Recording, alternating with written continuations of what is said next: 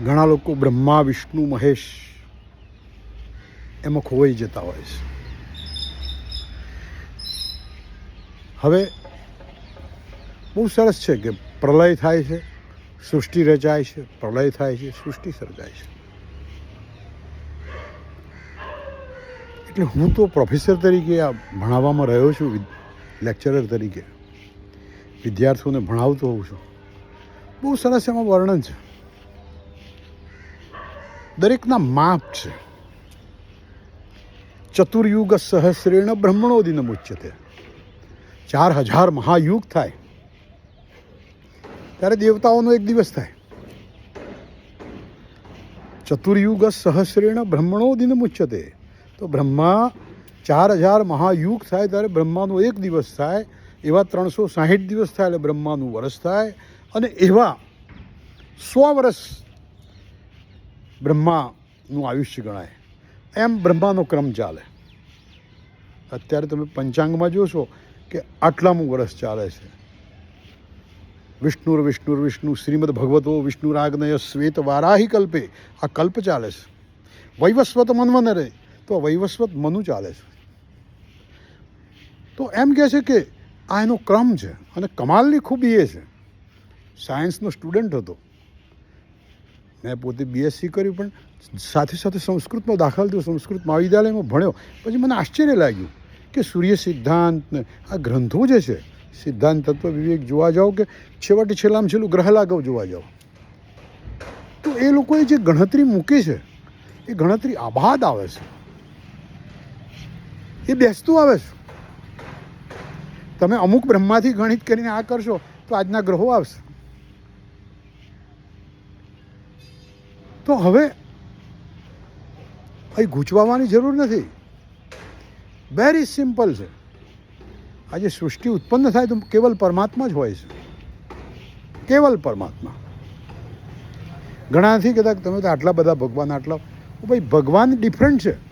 દેવતાઓ, ઘણા લોકો ભગવાન એટલે જે જુદી જુદી જે શક્તિ હોય છે, ઐશ્વર્ય અને બધી શક્તિ હોય છે, એ ધારણ કરે એ લોકો ભગવાન કહેવાય છે. ભગવાન જેમ ધનવાન છે એમ જે પરમાત્મા છે એ પરમાત્મા તો એક જ છે. કોઈ બી ધર્મ જોવા જાઓ તો પરમાત્મા તો એક જ છે. પણ પેલો આવેગમાં ને ઉત્સાહમાં આવી જાય એટલે કહે છે કે મહાદેવ પરમાત્મા ને કૃષ્ણ પરમાત્મા ને રામ પરમાત્મા, જેને મનમાં એ તો એની ભક્તિમાં ખોવાઈ ગયો છે. પણ પરમાત્મા એક જ છે.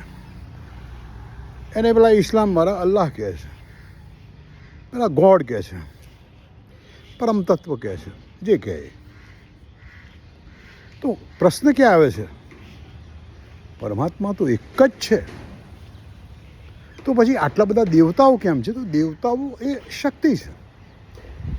તો કેવી રીતે થાય છે કે પરમાત્મા કશું જ કરતા નથી, પણ કશું જ ન કરવા છતાંય કશુંક જે ચાલે છે એનું નામ ટાઈમ કહે છે, સમય. ધારો કે પરમાત્મા કશું જ નથી, કંઈ જ કરતા નથી, પણ 1 મિનિટ 2 મિનિટ 3 મિનિટ 4 મિનિટ એ સમય ગયો, એ સમયને શું કહેશો? એ તો ચાલે છે. તો પરમાત્મા જે એટલા માટે જે સમય છે, અને સંસ્કૃતમાં કાલ શબ્દ વાપર્યો છે. અને આ તો બહુ મોટો કાલ થયો, મહાકાલ.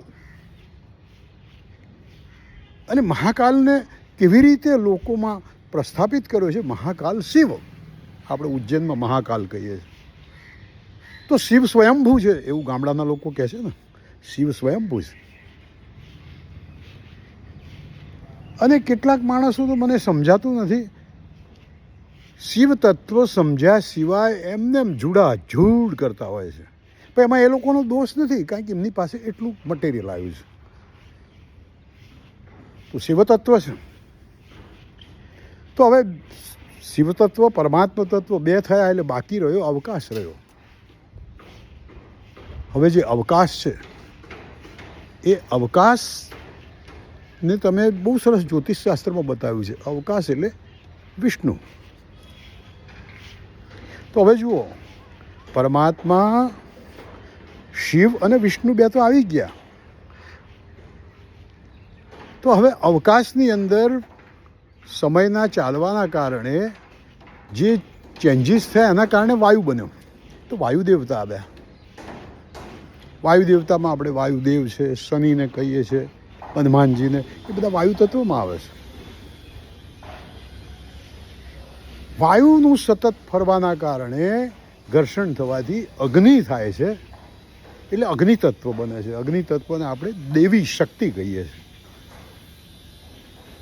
તો શક્તિ છે એટલે મંદિરમાં જોજો શક્તિ પણ હોય છે. તો આ દેવી શક્તિ છે. હવે એ અગ્નિ તત્વના સમન માટે તમે પહેલાં માએ હાઇડ્રોજન છે, આ બાજુ હાઇડ્રોજન છે, તો સમન માટે જે હાઇડ્રોજન ઓક્સિજન ભેગા થવાથી જલ તત્વ ઉત્પન્ન થાય છે. એ જલ તત્વ ગણેશ છે. તમારી અંદર 70% વોટર છે અને ગણેશથી આગળ જે જાય છે આ બધું ભેગું થવાથી જે બને છે એ પૃથ્વી તત્વ છે. મંગળ પર જુઓ, બુધ પર જુઓ કે અનેક તારાઓ પર જુઓ, ત્યાં પથરાને બધું તો છે જ, એટલે પૃથ્વી તત્વ બધે છે. આપણી બોડીમાં એ પૃથ્વી તત્વ છે. આપણી બોડીમાં અગ્નિ, ભૂમિ, વાયુવાળી આકાશ છે. આમ ચાલતું ચાલતું ચાલતું પથ્થરો થયા. પથ્થરોમાંથી આગળ જતા જે અણુઓને એના અણુઓના ફરવાના કારણે એટમના અંદર પણ ભ્રમણ ચાલુ જ હોય છે. એને આપણે જો કે જીવિત નથી ગણતા, પણ એની અંદર ભ્રમણ તો છે જ, હલનચલન થતું હોય છે, ઇલેક્ટ્રોન ફરતા હોય છે. એના સંબંધથી જે આગળ બન્યું એ ધીરે ધીરે ધીરે કહીને પથ્થરોમાંથી વનસ્પતિ થઈ. વનસ્પતિ સેલમાંથી આગળ થતાં થતાં જીવ તત્વ બન્યું. જે ફળ ને બધા વનસ્પતિ ચાલવા મળ્યા એટલે જીવનો કોષ થયો. જીવનો કોષ જે થયો એ જીવના કોષની અંદર એમાં પણ આગળ ચાલતા પ્રાણીઓને, ડાયનાસોરને બધા આવી ગયા અને જીવજંતુઓ આવી ગયા, એમ કરતું ચાલ્યું.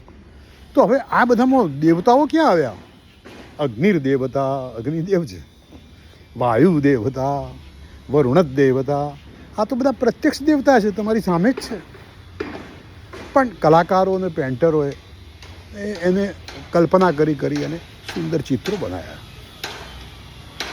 તો ઘણા માણસો કલાકારોની ભાવનાની વેલ્યુ કર્યા સિવાય,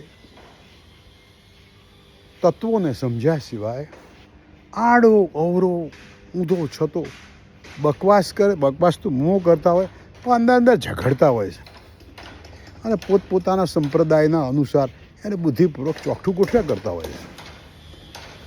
કારણ કે સંપ્રદાયો પણ એક બુદ્ધિપૂર્વકના ઇન્સ્ટિટ્યુશનો છે અને એમના ચલાવતા હોય છે. એમના સભ્યો હોય છે, જેમ રાજકીય પાર્ટીઓમાં હોય છે એમને બધા સભ્યો હોય છે. સભ્યોને એ લોકો ફોલોવર કહે છે. પછી એમાં બી બધો બહુ મોટો વહીવટ છે. આશ્રમો ચલાવવાને, ખાવા પીવાની વ્યવસ્થા કરીને ઉતારા આપવાના, એ બધું ચાલુ છે. પણ ઇનોલ 100 વાતની, એકવાર લેટ ધેમ ડુ. એ જે કરતા હોય એમાં આપણે પડવાની જરૂર નથી.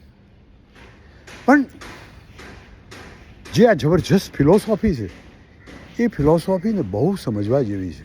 અગ્નિમ ઈડે પુરોહિતમ યજ્ઞશદેવમ ઋત્વિજમ, અગ્નિના મંત્રો.